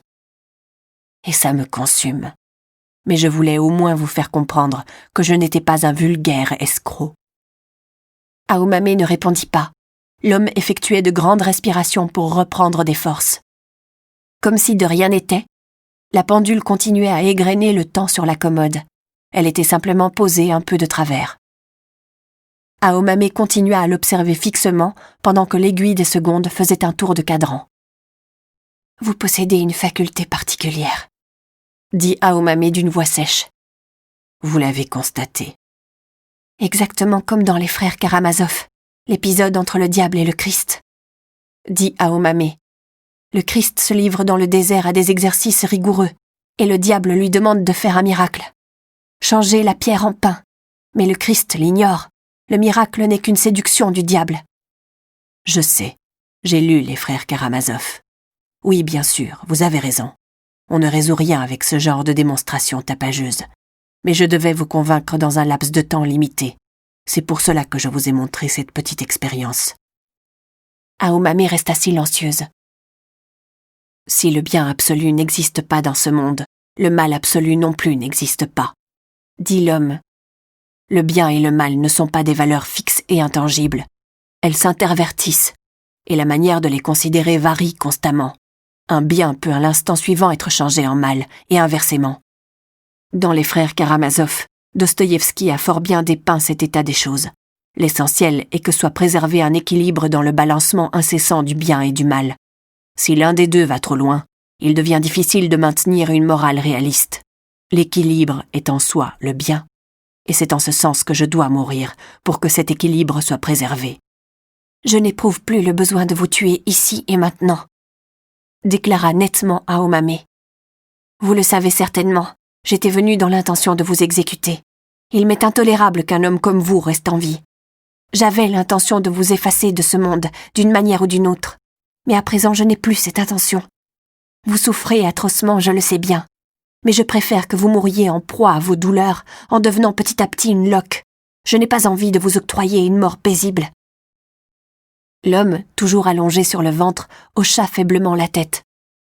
Si tu me donnes la mort, mes fidèles te poursuivront partout. Ce sont des fanatiques, terriblement obstinés.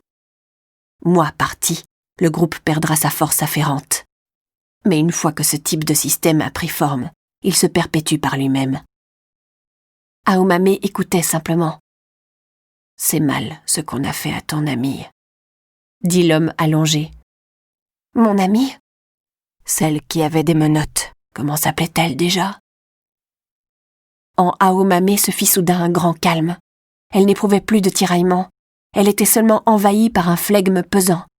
« Ayumi Nakano » dit Aomame. « C'est malheureux ce qui lui est arrivé. »« C'est vous qui lui avez fait ça ?» demanda Aomame d'une voix froide. « C'est vous qui avez tué Ayumi ?»« Non, pas du tout, je n'avais aucune raison de la tuer. »« Mais vous savez ce qui s'est passé. Ayumi a bien été assassinée par quelqu'un. » « Notre détective a enquêté, » dit l'homme. « Nous ne savons pas qui a fait ça. En revanche, ce que je sais, c'est que ton amie policière a été étranglée dans un hôtel. » La main droite d'Aomame se crispa de nouveau durement. « Mais vous m'avez dit, c'est mal ce qu'on a fait à ton amie. » Je n'ai pas pu l'empêcher.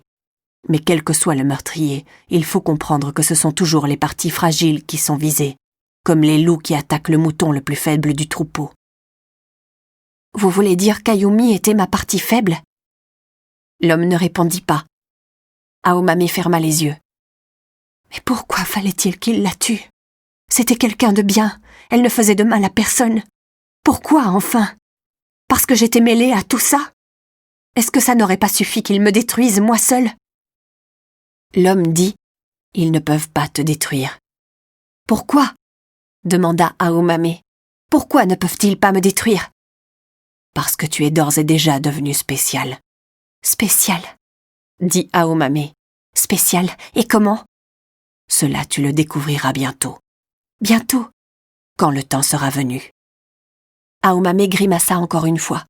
« Je suis incapable de comprendre ce que vous dites. »« Tu comprendras un jour. » Aomame secoua la tête.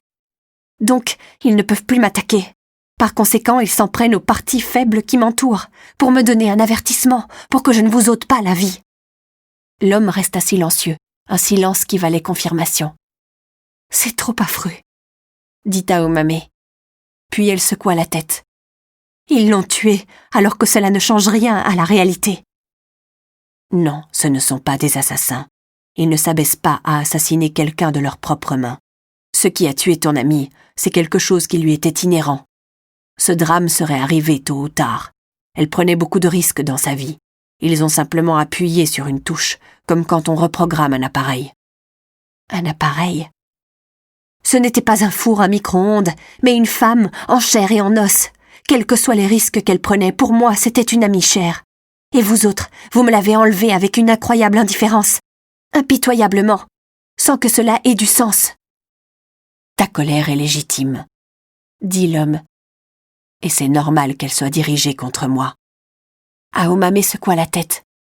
Même si je vous ôte la vie ici, Ayumi ne reviendra pas. Mais tu pourrais ainsi contre-attaquer les Little People. Ce serait une possibilité de te venger. Ils ne désirent pas que je meure pour le moment. Si je mourais ici, il se produirait un vide, ou du moins un vide temporaire jusqu'à ce qu'ils me trouvent un successeur. Ils subiraient un coup sévère, et en même temps, ce serait avantageux pour toi. Il n'y a rien de plus coûteux et de plus inefficace que la vengeance, a dit quelqu'un, répliqua Aomame. Winston Churchill. Seulement, d'après mes souvenirs, il avait prononcé ces paroles pour excuser l'insuffisance du budget de l'Empire britannique. Il n'y avait là aucune justification morale. Peu m'importe la morale. Votre corps sera envahi et dévoré par des choses inimaginables. Et vous mourrez après avoir dû supporter des tourments atroces, tant que je n'aurai pas abaissé ma main. Pourquoi aurais-je de la compassion ? Ce n'est pas ma faute si le monde est devenu amoral et qu'il s'effondre. L'homme eut encore un profond soupir. Bien sûr, j'ai très bien compris tes objections. Bon, eh bien, je vais te proposer une sorte de marché. Tu acceptes de m'ôter la vie ici, et en échange, je ferai en sorte que Tengo Kawana soit sauvé. Il me reste suffisamment de pouvoir pour cela. Tengo, dit Aomame. Toute force s'était retirée de son corps. « Vous savez ça aussi ?»« Je sais tout, absolument tout sur toi.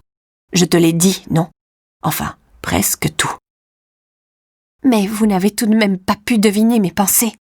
Le nom de Tengo n'est jamais sorti de mon cœur, je l'ai gardé constamment en moi. »« Ahomame, » dit l'homme, puis il eut un soupir fugace. « Il n'y a rien dans ce monde que l'on puisse garder pour soi à tout jamais. Et par ailleurs, par hasard, devrais-je dire, il se trouve que Tengo a pris aujourd'hui pour nous une signification importante. » Ahomame resta à court de mots. Mais pour être plus précis, je dirais qu'il ne s'agit pas d'un pur hasard. Vos deux destins ne se sont pas simplement croisés. Il fallait que vous pénétriez tous les deux dans ce monde. Et une fois dedans, vous aviez l'un et l'autre un rôle à y jouer, que cela vous plaise ou non. Nous avons pénétré dans ce monde? Oui, dans l'année 1Q84. L'année 1Q84, dit Ahomame. De nouveau son visage se contracta violemment. N'est-ce pas le terme que j'ai créé?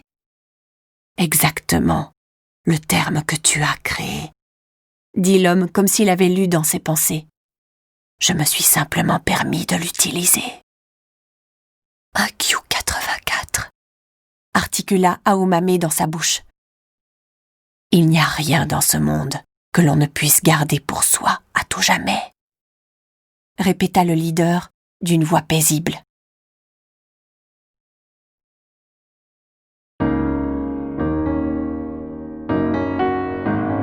Chapitre 12.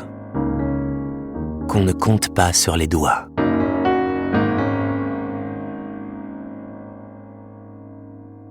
En marchant à vive allure de la gare jusqu'à chez lui, Tengo réussit à rentrer avant la pluie. Aucun nuage n'était encore visible dans le ciel du soir. Rien dans l'atmosphère ne laissait présager un orage imminent accompagné de pluie ou de tonnerre. Personne ne portait de parapluie. C'était un agréable crépuscule de fin d'été, parfait pour aller assister à un match de baseball et boire de la bière. Mais pour le moment, il avait pris le parti de faire confiance à Fukaeri. Mieux valait la croire, se disait Tengo, plus par expérience que par logique. Il jeta un coup d'œil sur sa boîte aux lettres, s'aperçut qu'elle contenait une enveloppe de type administratif, sans nom d'expéditeur. Il l'ouvrit immédiatement. C'était un avis de virement d'un montant de 1 627 534 yens sur son compte courant, qui provenait des bureaux Eri. Peut-être la société fantoche créée par Komatsu. Ou alors l'argent venait du professeur Ebizuno. Il y a un certain temps, Komatsu lui avait annoncé qu'il lui réglerait une partie de ses honoraires de droit d'auteur pour la chrysalide de l'air. C'était sans doute le montant de cette partie. Et l'intitulé serait quelque chose comme « frais de collaboration » ou « frais de recherche ». Il contempla encore une fois le chiffre, replaça l'avis de virement dans l'enveloppe et la mit dans sa poche. Pour Tengo, 1 600 000 yens était une très grosse somme.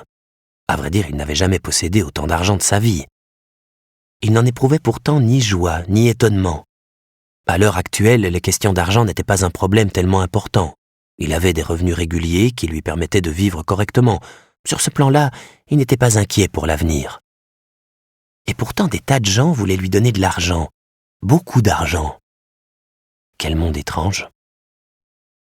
Malgré tout, toucher à peine 1 600 000 yens pour avoir été entraîné dans autant de complications après avoir réécrit la chrysalide de l'air, n'était-ce pas bien peu cher payé? Évidemment, Tengo n'aurait su estimer quelle était la juste rémunération. D'ailleurs, il ne savait pas si l'on pouvait fixer un prix en regard de tels imbroglios. Dans ce monde, certes, il y avait d'innombrables contrariétés impossibles à tarifer ou à rémunérer. La chrysalide de l'air continuant à se vendre, d'autres virements suivraient certainement, aggravant du même coup ses problèmes. Des honoraires supplémentaires ne feraient qu'accroître son degré d'implication. Dès le lendemain matin, se dit-il, il irait rendre à Komatsu ce 1 600 000 et quelques yens. Ce serait une façon de se sentir un peu moins responsable, et peut-être d'être légèrement soulagé. Au moins, il aurait refusé formellement de toucher à cet argent, même si pour autant sa responsabilité morale n'en serait pas dégagée, ni ses actes davantage justifiés. Au mieux, ce serait une circonstance atténuante, ou au contraire, il n'en apparaîtrait que plus suspect. En somme, pensa-t-il, cela voudrait dire que je rends cet argent parce que j'ai mauvaise conscience. À réfléchir si frénétiquement, il attrapa mal à la tête et décida de chasser de ses pensées ce 1 600 000 yens. Il pourrait toujours y réfléchir tranquillement plus tard. L'argent n'est pas un être vivant, il ne va pas s'échapper on ne sait où si on le laisse là où il est. Vraisemblablement pas.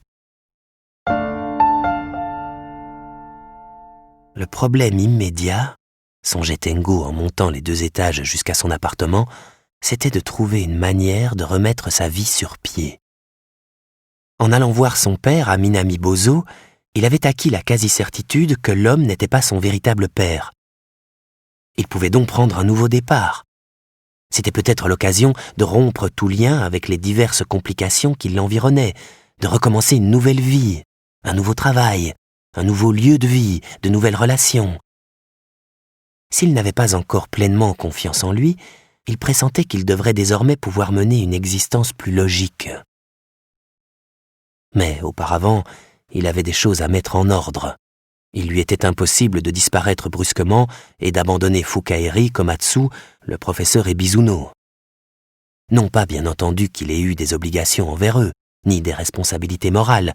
Comme l'avait dit Ushikawa, toute cette affaire avait considérablement gêné Tengo. Il y avait certes été entraîné contre son gré, en ignorant ce qui se tramait derrière. Mais il en avait été un des acteurs.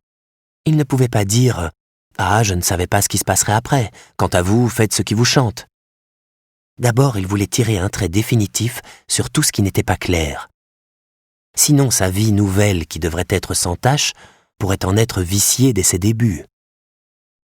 Ce mot, vicié, lui fit repenser à Ushikawa.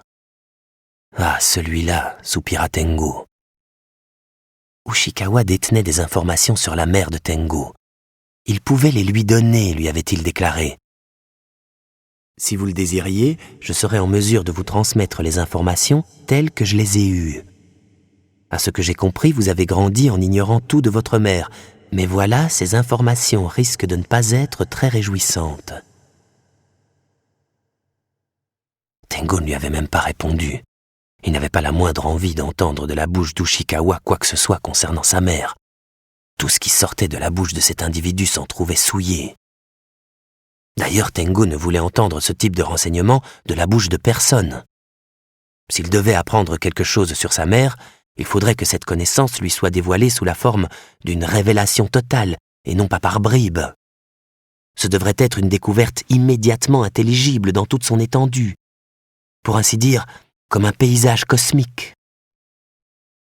Tengo ne savait pas, bien entendu, si une révélation aussi dramatique lui serait un jour offerte. Peut-être jamais. Mais il avait besoin que survienne quelque chose d'assez puissant pour rivaliser avec l'image si vivace de sa rêverie qui le désorientait depuis tant d'années, qui l'avait ébranlé de manière si absurde, qui lui avait apporté des souffrances incessantes, quelque chose qui surpasse sa vision. Il en serait alors purifié. Des informations dispensées goutte à goutte ne lui serviraient à rien. Telles étaient les pensées qui agitaient Tengo alors qu'il montait jusque chez lui au 2e étage. Devant la porte de son appartement, Tengo sortit la clé de sa poche et l'introduisit dans la serrure. Puis, avant d'ouvrir, il frappa 3 coups, fit une pause et frappa 2 coups encore. Après quoi, il ouvrit calmement la porte. Fukaeri était assise à la table et buvait un grand verre de jus de tomate. Elle portait les mêmes vêtements qu'à son arrivée, une chemise d'homme rayée, un jean étroit, mais elle lui parut tout à fait différente. Il lui fallut un peu de temps pour comprendre qu'elle avait seulement relevé et attaché ses cheveux, et que par conséquent ses oreilles et sa nuque étaient entièrement découvertes. Et ses petites oreilles roses, qu'on aurait dites poudrées à l'aide d'une douce houppette, semblaient tout juste avoir été créées, formées sur des critères uniquement esthétiques, bien davantage que pour percevoir des sons, du moins tels que les voyait Tengo.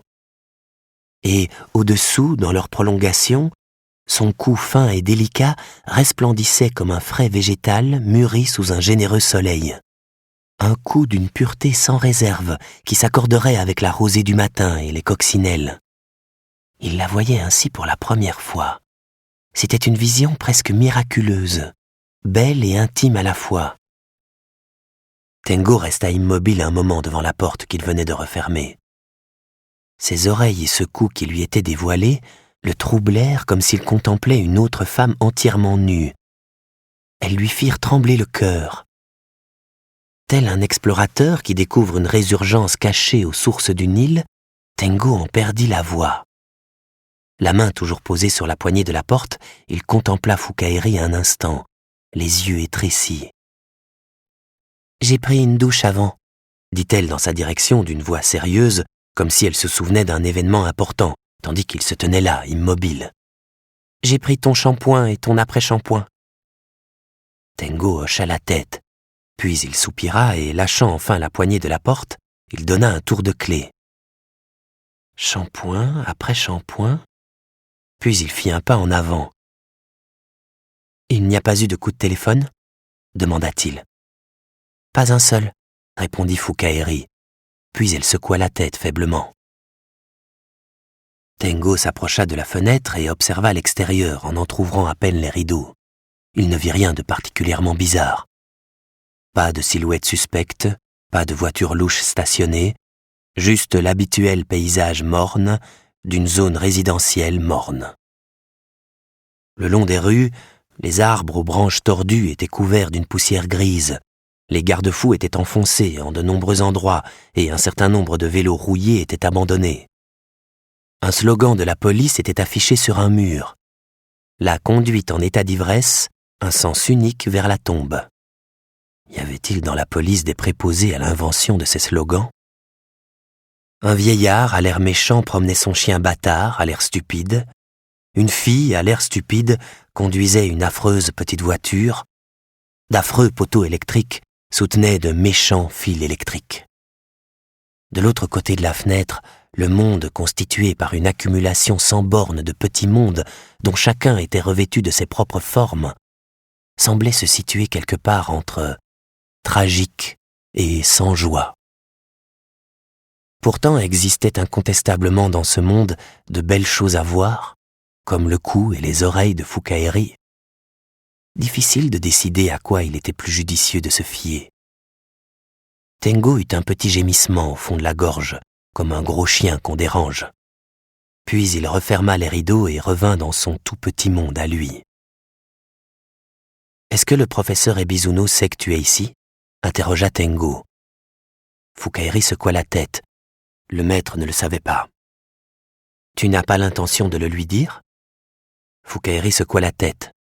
« Je ne peux pas communiquer. »« Ce serait dangereux ?»« On peut écouter au téléphone. Les lettres peuvent ne pas arriver. »« Il n'y a que moi qui sache que tu es ici ?» Foukaeri eut un hochement de tête. « Tu as apporté de quoi te changer ?»« Juste un peu, » dit Foukaeri. Puis elle lança un coup d'œil vers son sac en toile. Il ne devait pas entrer beaucoup de choses à l'intérieur. « Mais ça ne me fait rien, » dit la jeune fille. « Si ça ne te fait rien, alors évidemment à moi non plus, » répondit Tengo. Il se rendit à la cuisine et fit chauffer de l'eau dans la bouilloire. Il mit un peu de thé noir dans la théière. « Une femme que tu aimes bien vient ici ?» demanda Foukaeri. « Elle ne vient plus, » répondit laconiquement Tengo. Foukaeri fixa en silence le visage de Tengo. « Pour le moment, » ajouta-t-il. « À cause de moi ?»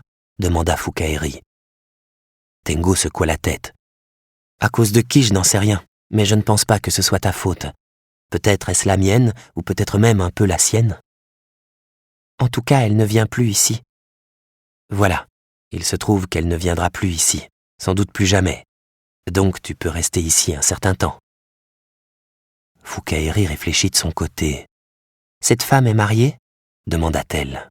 « Oui, elle est mariée et elle a 2 enfants. »« Ce ne sont pas tes enfants ?»« Non, évidemment, elle avait ses enfants bien avant que je ne la rencontre. »« Cette femme, tu l'aimais ?»« Peut-être, » répondit Tengo. « Dans certaines limites, » ajouta Tengo pour lui-même. « Cette femme, elle t'aimait aussi ? » Peut-être, dans une certaine mesure. Vous avez coïté ?» Il lui fallut un peu de temps pour deviner qu'elle voulait dire « rapport sexuel ». C'étaient des mots qu'il n'imaginait pas dans la bouche de Fukaeri. Bien sûr, elle ne venait pas ici chaque semaine pour jouer au Monopoly. « Monopoly ?» questionna Fukaeri. « Rien, » dit Tengo. « Mais cette femme maintenant ne vient plus ici. Du moins, c'est ce qu'on m'a dit. Désormais, elle ne viendrait plus ici. »« C'est elle qui l'a dit ?» demanda Fukaeri. « Non, pas directement. C'est son mari qui me l'a annoncé. Elle s'est perdue et elle ne pourra plus venir chez moi. » « Perdue ? Je ne sais pas ce que cela signifie concrètement. Je le lui ai demandé, mais il n'a pas voulu m'expliquer. On a toujours plus de questions que de réponses, comme une balance déséquilibrée. « Tu veux du thé ?» Fukaeri hocha la tête. Tengo versa de l'eau bouillante dans la théière, il remit le couvercle dessus et attendit que le thé infuse. « Tant pis, » dit Fukaeri. « Tant pis que je n'ai pas eu de réponse ou qu'elle se soit perdue. » Fukaeri ne répondit pas. Résigné, Tengo versa du thé dans 2 tasses. « Du sucre ? Une petite cuillerée, » répondit Fukaeri. « Du citron, du lait ?» Fukaeri secoua la tête. Tengo versa une petite cuillerée de sucre, remua lentement et posa la tasse devant elle. Il prit sa propre tasse de thé sans rien y ajouter et s'assit à la table en face d'elle. « Tu aimais le coït ?» demanda Fukaeri. « Tu veux dire, est-ce que j'aimais faire l'amour avec ma petite amie ?» corrigea Tengo. Fukaeri opina. « Je crois que oui, » répondit-il. « Avoir des rapports sexuels avec quelqu'un du sexe opposé qu'on aime, la plupart des gens aiment ça. » Et puis, songea-t-il pour lui, elle était très douée. Tout comme il existe dans n'importe quel village un paysan qui réussit mieux que les autres ses travaux d'irrigation, elle était très douée pour ce genre d'ouvrage.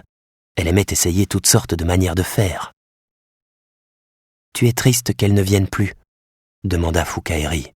« Ça se peut, » dit Tengo. Puis il but son thé. « Parce qu'il n'y a plus de coït ?»« Oui, aussi, bien sûr. » Fukaeri contempla fixement Tengo durant quelques instants. On aurait dit qu'elle réfléchissait au rapport sexuel, mais il allait sans dire que personne ne savait à quoi elle pensait vraiment.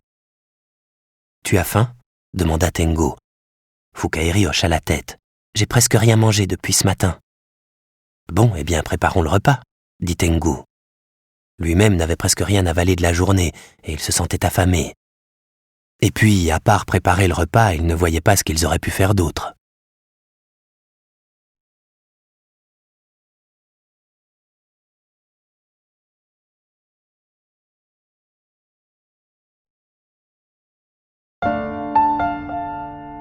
Tengo lava le riz, le mit dans le cuiseur, et en attendant qu'il cuise, il prépara de la soupe au miso, aux algues wakame et aux oignons, fit griller des chinchards séchés, sortit du tofu du réfrigérateur et l'assaisonna avec du gingembre. Il râpa du daikon. Il mit à réchauffer dans une casserole un reste de légumes cuits. Il disposa des accompagnements, du navet en saumure et des prunes salées. Quand le grand Tengo s'agitait ainsi, sa petite cuisine étroite paraissait encore plus petite et plus étroite. Mais Tengo n'en ressentait aucune gêne. Il s'était habitué depuis de longues années à se contenter de ce qu'il avait. « Excuse-moi, je prépare des choses très simples, » dit Tengo. Fukaeri observait avec attention l'habileté avec laquelle Tengo s'activait dans la cuisine. « Tu sais bien faire la cuisine », remarqua-t-elle après avoir pris beaucoup d'intérêt à ce qu'il disposait sur la table. « C'est parce que je vis seul depuis longtemps. Je cuisine vite fait pour moi seul et je mange seul rapidement. »« Tu manges toujours seul ?»« Oui, c'est rare qu'il y ait quelqu'un avec moi. Avec cette femme, nous prenions ensemble le déjeuner ici, 1 fois par semaine. Mais pour le dîner, cela fait très longtemps que ça ne m'est pas arrivé, si j'y réfléchis. »« Tu es nerveux ?» demanda Fukaeri. Tengo secoua la tête. « Non, pas spécialement. C'est juste un dîner. C'est simplement un peu bizarre, c'est tout. » « Moi, je mange toujours avec plein de gens, parce que depuis toute petite, j'ai vécu avec tout le monde. Quand je suis allée chez le maître, on mangeait avec plein de gens. Il y avait toujours des invités chez le maître. C'était la première fois que Fukaeri prononçait autant de phrases. Mais là où tu t'es caché, tu as toujours mangé seul ? Demanda Tengo. Fukaeri opina. C'était où la maison où tu t'es caché ? Interrogea Tengo. Loin. Le maître avait préparé ce refuge. Et qu'est-ce que tu mangeais toute seule ? Des trucs instantanés, en sachet, dit Fukaeri. Ça fait longtemps que je ne mange pas un repas comme celui-là. Fukaeri ôta les arêtes du chinchard du bout des baguettes, longuement. Ce qu'elle portait à la bouche, elle le mâchait longuement, comme si elle dégustait quelque chose de tout à fait exceptionnel. Puis elle avala une gorgée de soupe au miso, en éprouva la saveur, l'apprécia. Après quoi elle reposa les baguettes sur la table et se perdit dans ses pensées. Quand 9 heures approchèrent, Tengo crut percevoir au loin un faible grondement de tonnerre. En écartant un peu les rideaux, il vit des nuages aux formes menaçantes envahir le ciel lourd. Tu avais raison, le temps s'assombrit et devient très inquiétant, dit Tengo en refermant les rideaux. C'est parce que les Little People font du tapage, répondit Fukaeri d'un air sérieux. Quand les Little People font du tapage, ça produit des changements de temps. Ça dépend des fois. Le temps, il y a façon et façon de l'interpréter. Façon et façon ? Fukaeri secoua la tête. Je ne sais pas bien. Tengo non plus ne savait pas très bien. Il avait toujours considéré le temps comme une donnée objective et indépendante. Mais s'il interrogeait Fukaeri plus avant, il n'arriverait certainement à rien. Il préféra lui poser une autre question. Les Little People sont-ils en colère ? Il va arriver quelque chose, dit la jeune fille. Et quoi donc ? Fukaeri secoua la tête. On saura bientôt. Ils lavèrent la vaisselle à l'évier, l'essuyèrent et la rangèrent sur les étagères, puis vinrent se rasseoir à la table, l'un en face de l'autre, pour boire du thé. Tengo aurait eu envie de bière, mais il se dit qu'il valait peut-être mieux éviter l'alcool. Dans l'air flottait une atmosphère un peu incertaine. Il était préférable, au cas où quelque chose arriverait, de rester aussi maître de soi que possible. « Il vaut mieux dormir tôt, » dit Fukaeri. Puis elle pressa ses mains sur ses joues, comme la figure qui crie sur un pont sur le tableau d'Edvard Munch. Mais elle ne criait pas, elle avait seulement sommeil. « Oui, d'accord. Tu peux prendre le lit, moi je dormirai comme l'autre fois sur le canapé, » dit Tengo.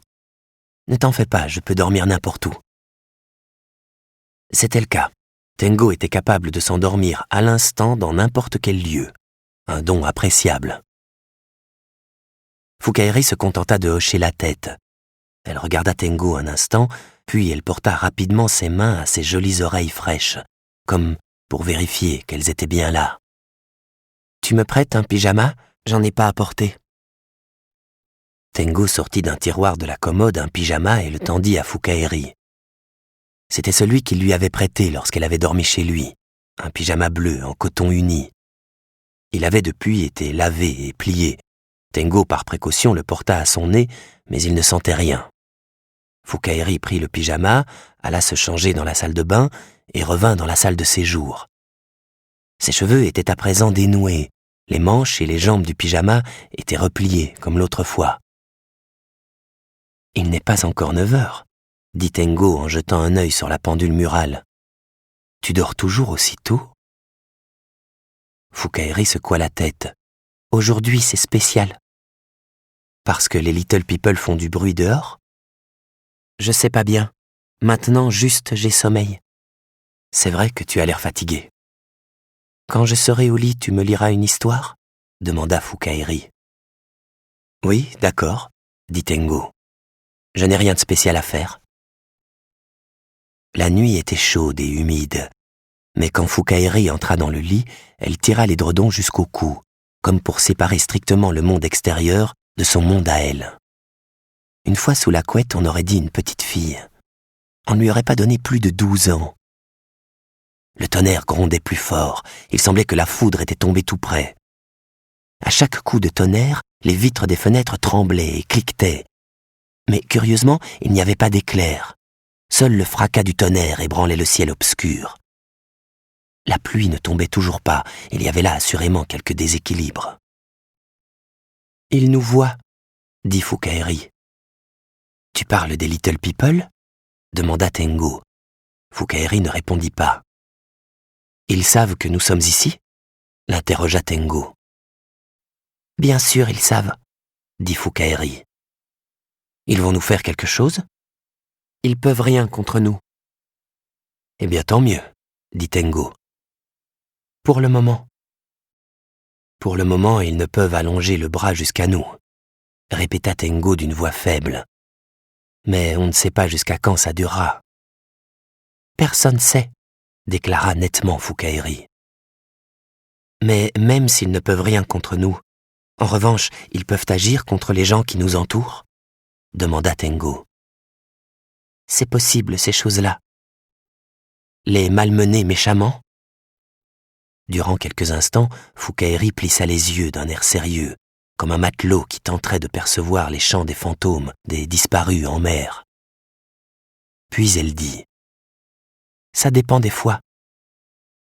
Il est possible que les Little People aient ainsi usé de leur force à l'encontre de ma petite amie pour me donner un avertissement ?» Fukaeri sortit tranquillement une main de sous l'édredon et se gratta l'oreille plusieurs fois. Puis de nouveau elle enfouit paisiblement sa main sous la couette. « Les pouvoirs des Little People sont limités. » Tengo se mordit les lèvres, puis il dit « Concrètement, que peuvent-ils nous faire ?» Fukaeri parut prête à donner son avis, puis elle se ravisa. Son opinion ne passa pas sa bouche, elle s'immergea en son lieu d'origine. Où, il l'ignorait, mais c'était une contrée de ténèbres profondes. « Tu avais dit que chez les Little People, il y avait de l'intelligence et de la force. » Fukaeri acquiesça. « Mais qu'ils ont aussi des limites. » Fukaeri opina. « Comme ils vivent au plus profond de la forêt, lorsqu'ils s'en éloignent, leur pouvoir ne peut se propager aussi bien. Ici, dans notre société, il existerait néanmoins des valeurs qui s'opposeraient à leur force et à leur intelligence. C'est bien quelque chose comme ça ?» Fukaeri ne répondit pas. La question était sans doute trop longue. « Est-ce qu'il t'est arrivé de rencontrer les Little People ?» interrogea Tengo. Fukaeri fixa Tengo d'un air vague, comme si elle voulait s'imprégner de la question. « Est-ce qu'il t'est arrivé de les voir réellement ?» demanda à nouveau Tengo. « Oui, » répondit Fukaeri. « Tu en as rencontré combien de ces Little People ?»« Je ne sais pas, on ne peut pas les compter sur les doigts. Mais il n'y en avait pas qu'un seul. Ça arrive qu'ils augmentent, ça arrive qu'ils diminuent, mais ils ne sont jamais un seul. Comme la description que tu en as faite dans la chrysalide de l'air. » Fukaeri hocha la tête. Tengo formula résolument la question qu'il voulait poser depuis longtemps. « Dis-moi, jusqu'à quel point ce qui se passe dans la chrysalide de l'air est vrai ?»« Ce qui est vrai, c'est quoi ?» interrogea Fukaeri. Tengo, bien entendu, ne possédait pas la réponse. Il y eut un énorme coup de tonnerre, les vitres des fenêtres tremblèrent. Mais il n'y avait toujours pas d'éclair, on n'entendait pas non plus tomber la pluie. Tengo se souvint d'un film qu'il avait vu autrefois sur des sous-marins. Des torpilles étaient tirées l'une après l'autre qui ébranlaient violemment le sous-marin. Mais les hommes, enfermés dans leur boîte d'acier obscure, ne voyaient rien depuis l'intérieur. Là où ils étaient, il n'y avait que des bruits et des vibrations ininterrompues. « Tu me lis un livre ou tu me racontes une histoire ?» dit Fukaeri. « Oui, oui, » dit Tengo. « Mais je ne trouve pas de livre qui conviendrait. Alors, si tu veux, je peux te raconter l'histoire de la ville des chats. » « La ville des chats ?» L'histoire d'une ville qui est passée sous la domination des chats. Je veux bien l'écouter. Juste avant de dormir, ça fait peut-être peur. Ça fait rien, je dors avec n'importe quelle histoire.